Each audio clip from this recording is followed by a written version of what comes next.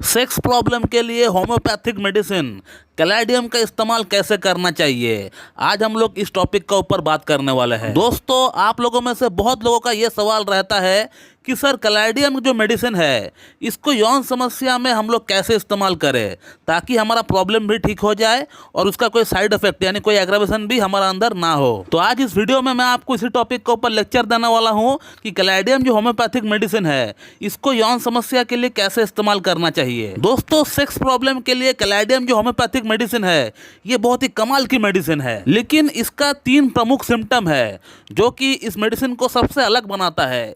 ये सिम्टम अगर पेशेंट का अंदर मैच हो जाए तब फिर आपका प्रॉब्लम जड़ से साफ हो जाएगा। मैं खुद कैलाडियम को रेकमेंड करने से पहले यही 3 सिम्टम्स पेशेंट का अंदर देखता हूँ। अगर ये कैलाडियम के 3 सिम्टम्स अगर पेशेंट का अंदर मुझे मैच होता हुआ दिख रहा है तब फिर मैं थोड़ा सा भी टाइम नहीं लगाता हूँ कैलाडियम को रेकमेंड करने में। दोस्तों, कैलाडियम का जो पहला सिम्टम होता है वो यही होता है कि कैलाडियम का जो पेशेंट है ये कुछ ना कुछ नशा करता है। गुटखा, बीड़ी, सिगरेट, तंबाकू, अल्कोहल इनको बहुत अच्छा लगता है। तो कैलाडियम का पेशेंट का अंदर हमेशा ये देखना होता है पहले कि पेशेंट कुछ इंटॉक्सिकेशन के साथ जुड़ा हुआ है या नहीं, पेशेंट का अंदर कुछ भी स्टिमुलेंट लेने का, कुछ भी नशा करने का हैबिट है या नहीं, ये हमें पहला देखना पड़ता है। और यहाँ पर मैं आपको एक बात क्लियर करना चाहूँगा कि नशा मतलब हमेशा ऐसा ही नहीं कि गुटखा, बीड़ी, सिगरेट, तम्बाकू, शराब को ही हम लोग नशा बोलेंगे। अगर पेशेंट बहुत ज़्यादा चाय पीता है या कॉफ़ी पीता है तो उसको भी हम लोग नशा के अंतर्गत ही देखेंगे। मैं अपना लाइफ में बहुत पेशेंट को देखा हूँ जो कि कोई भी नशा नहीं करता है लेकिन चाय पर चाय पीता है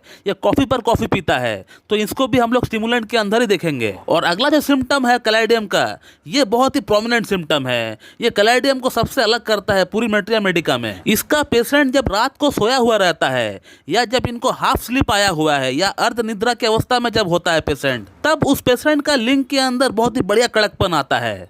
मॉर्निंग इरेक्शन नहीं आता है, लेकिन जब पेशेंट जब हाफ स्लीप में होता है, नाइट की बात कर रहा हूँ, रात 12 बजे 1 बजे के दौरान इसको बहुत बढ़िया इरेक्शन आता है। लेकिन जैसे ही वो पेशेंट उठकर अपना पार्टनर को एम्ब्रेस करता है इंटरकोर्स करने के लिए, तो with in a few second उसका इरेक्शन पूरी तरह डाउन हो जाता है, पूरी तरह गिर जाता है। तो ये कैलाडियम का बहुत ही प्रोमिनेंट सिम्टम है कि पेशेंट जब हाफ स्लीप में होता है या आधी नींद में होता है या रात 1 बज रहा है, 12 बज रहा है, 2 बज रहा है, तो उस समय इनका लिंग में तनाव इनको देखने को मिलता है और वो भी अच्छा इरेक्शन इनको आता है। लेकिन जैसे ही पेशेंट उठकर इंटरकोर्स करने का ट्राई करता है तो पूरी तरह ठप हो जाता है इरेक्शन। तो ये हो गया कैलाडियम के अंदर दूसरा सिम्टम।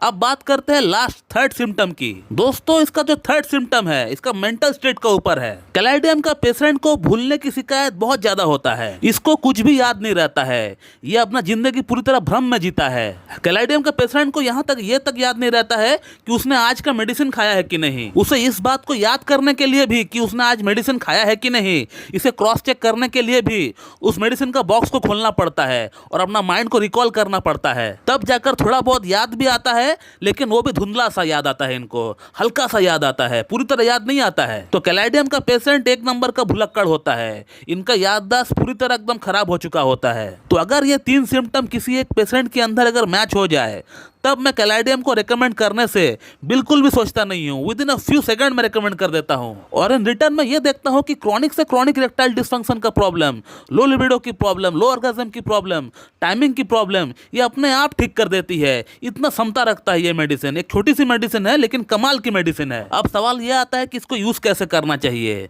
तो हमेशा कैलाडियम को आप 6Ch पोटेंसी में लेकर आइए, कैलाडियम को 6Ch पावर में आप लेकर आइए और उसका 2-2 बूंद सुबह, दोपहर, शाम लीजिए 2 चम्मच पानी के साथ मिलाकर। और ऐसे करके आप कैलाडियम 6Ch को 2 हफ्ता कंटिन्यू इस्तेमाल करें। 2 हफ्ता कंटिन्यू इस्तेमाल करने के बाद 1 हफ्ता आप गैप दें, 1 हफ्ता कोई और मेडिसिन आप इस्तेमाल ना करें। और 1 हफ्ता गैप देने के बाद आप कैलाडियम को 30Ch में लेकर आइए। कैलाडियम 30 लाकर 2 बूंद सुबह लीजिए, 2 बूंद शाम को लीजिए, 2 चम्मच पानी के साथ मिलाकर लीजिए, कंटिन्यू 2 हफ्ता लीजिए। 2 हफ्ता लेने के बाद आप 1 हफ्ता फिर से गैप दें। और कैलाडियम 30 को 2 हफ्ता इस्तेमाल करने के बाद और 1 हफ्ता गैप देने के बाद फिर आप कैलाडियम को 200 में लेकर आइए।